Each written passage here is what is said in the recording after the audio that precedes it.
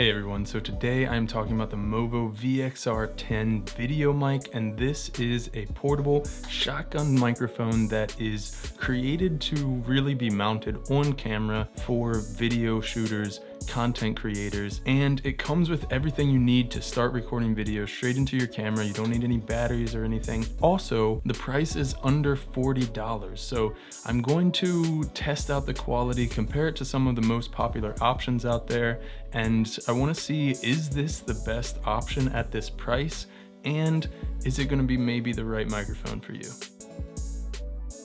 So before we get into anything, just a quick disclaimer. I did get sent this mic as part of a kit that Movo did ask me to review, and they didn't ask me to review this mic specifically. I was just curious about the quality of it and how it would stack up to some other mics out there. So Movo had no input on this. This is all my own opinions. And first of all, to the ergonomics and usability of the microphone. So it's small and not heavy, but it does have a decent weight to it and it feels solid. Like, it's a good construction. I will say though that the cables that come with it, they're pretty stiff and they're not the easiest or most fun to use. It's not going to stop you from being able to use them, but typically with longer cables, I would wrap it around the mic and then plug it into the mic input.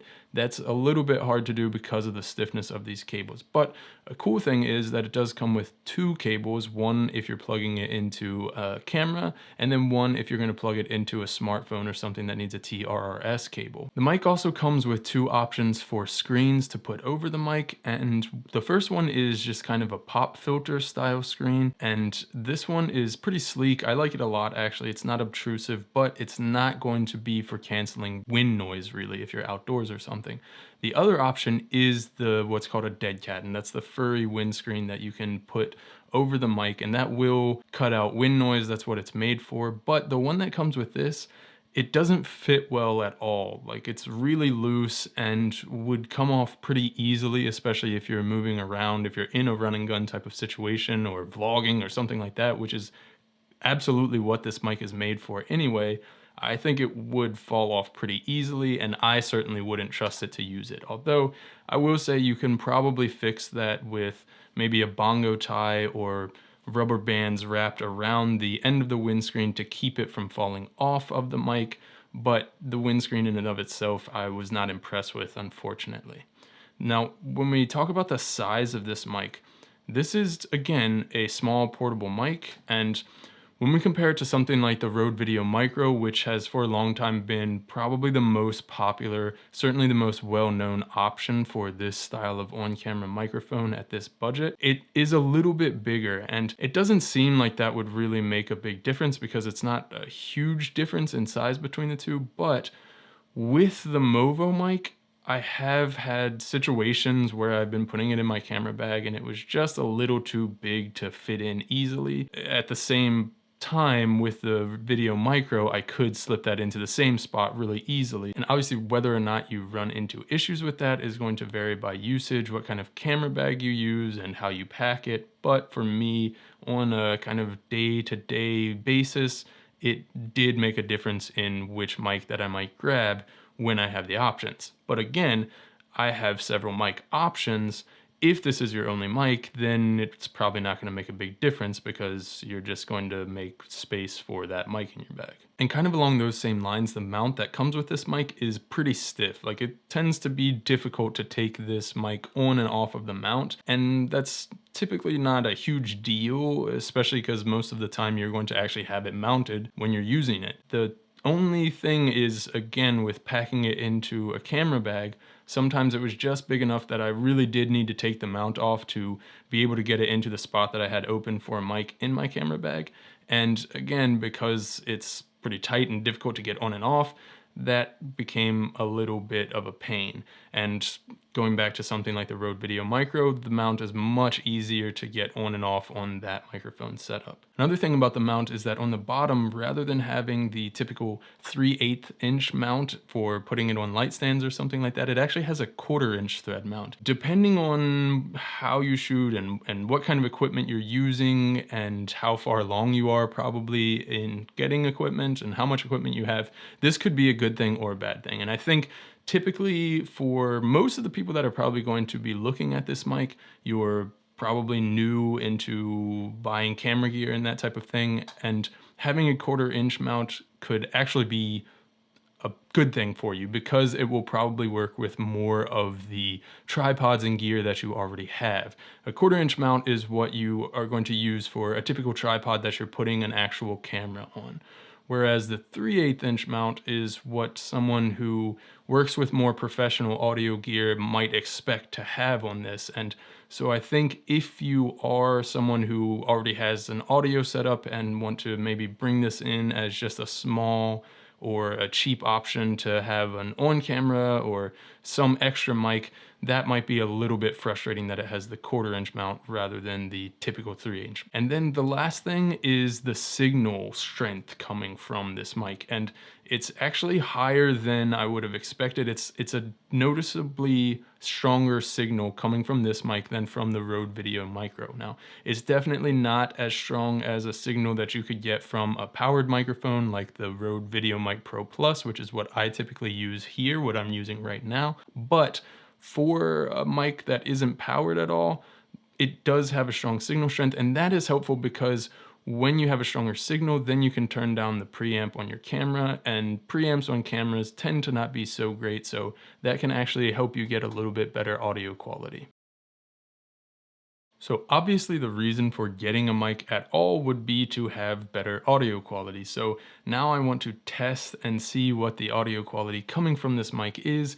And to put it in context, I want to also compare it to some of the more popular on-camera video mic options. So one of the other mics that I'm going to bring into this comparison is the Rode Video Micro. And I think this is a natural comparison because that's definitely a competitor here between the Movo and the Video Micro. They're both sub $80 mics, neither one is powered, and even styling and what you get in the kit with these two mics is going to be very similar. And then I'm also going to compare it to the Rode Video Mic Pro Plus, which is the mic that I use here in the studio most often. And I will say that that is not at all a fair comparison here because the Pro Plus is a mic that is way more expensive than these other two mics. It's also powered. It does use a battery. To be able to send a stronger signal to the camera, you can increase the signal by 20 decibels that's going to the camera. And again, with camera preamps being notoriously not very good and very noisy, you can turn that preamp all the way down to get the least amount of noise from the preamp and use the much better preamp that's going to be coming from the mic itself. So that is a definite advantage for the Pro Plus here. And for these tests, most people, when they do tests between mics, what they tell you is that you should put in headphones so that you can hear the subtle differences between mics, because you're not going to be able to hear that so well from like your speakers on your smartphone. And while I think that is true and good advice, if you want to hear the nitty-gritty details, I think you should do that. But I also think that you should listen to these tests through your smartphone speaker, because especially with mics like these, you're probably creating content for YouTube, social media, something like that. And on those platforms, most of your audience is going to be listening through your audio through their speakers on their smartphone. So I think that it is also a good idea to listen to the audio on your smartphone speakers so that you can judge based on what your audience is going to actually hear, how they're going to hear it, and make a better decision in context as well, because you might hear that through your headphones you really like one mic way better than the other, but once you get it to the smartphone speaker, that audio difference might not be worth the price difference. So just to kind of get full context of it, I do think that you should listen to it headphones and smartphone speaker. But let's get into the audio tests. So for these tests, I have all of the mics on a mic stand boomed just outside of the frame here, getting it as close to me as I can without having it in the actual shot. And right now, this is just a baseline with the mic that I usually use, which is the Rode Video Mic Pro Plus. So this is what the Rode Video Mic Pro Plus sounds like.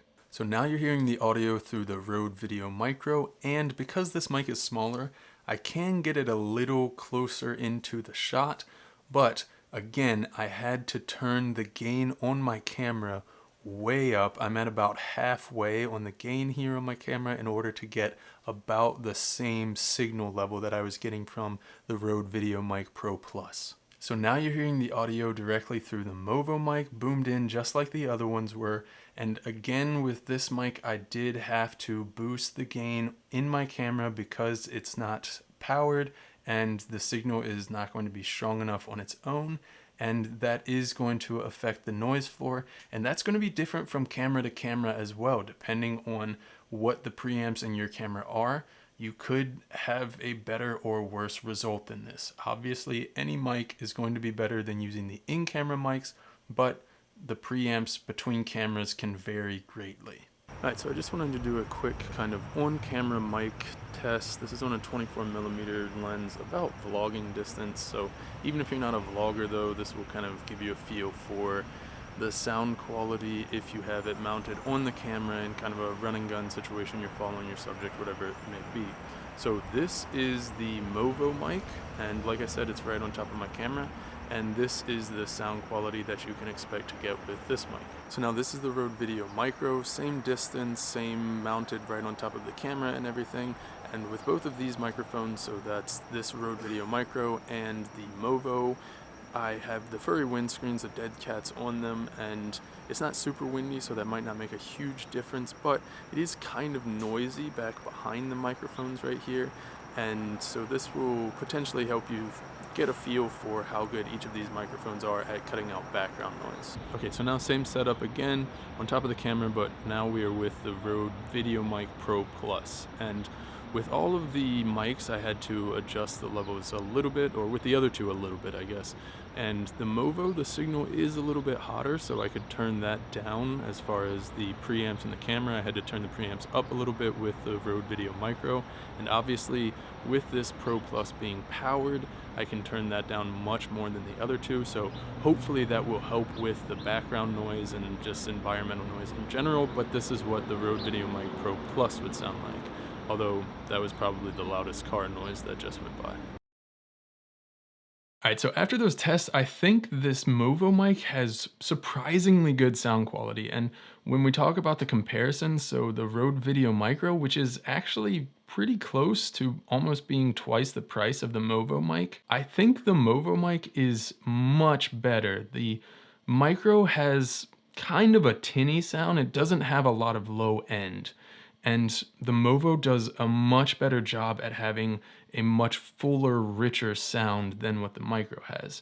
And honestly, it's surprisingly close to the sound quality of the Pro Plus, especially when you take into consideration that the Pro Plus is powered and has that huge advantage of being able to turn down the preamps in the camera. And with the Movo not being powered and getting as close as it did in sound quality to what the Pro Plus was doing, that's a pretty huge thing for the price point here.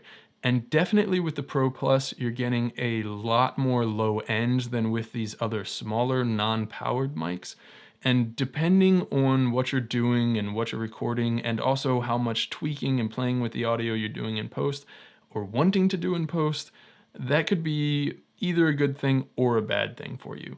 And that's another thing to keep in mind is what is it that you're recording and what are you recording most often? How are you using it? And how are you processing that in post? So for me, for instance, this mic, the Pro Plus, is usually sitting here and recording my voice for these YouTube videos. And my voice tends to be more on the low end side. So having something that does well with low end is something that I can appreciate. But if you're recording your own voice or somebody else's voice, most often that is more on the higher end, that might not be so attractive to you. So you have to take that into consideration as well. But going back to the Movo, I think it records a solid quality across the entire spectrum of low end to high end. I think I can easily recommend it for this price, the quality that you get. And honestly, I actually like the Rode Video Micro, and I was surprised at how much more I liked this Movo mic than the Video Micro. But anyway, I hope you enjoyed this video. If you did, give it a thumbs up. In the comments below, let me know. Are you looking at any of these mics? What do you think about them? What mic are you using now, if you're using a mic, or will this potentially be the first mic that you might use? If you are interested in picking up this Movo mic or any of the other gear that I've mentioned in this video, in the description below, I will have affiliate links so that you can, at no extra cost to you, purchase through those links, and that will help to support this channel so that I can continue making videos for you guys. If you haven't yet, hit the subscribe button and then hit the bell icon so that you can get notified of all the videos that I put out on this channel. Thanks, see ya.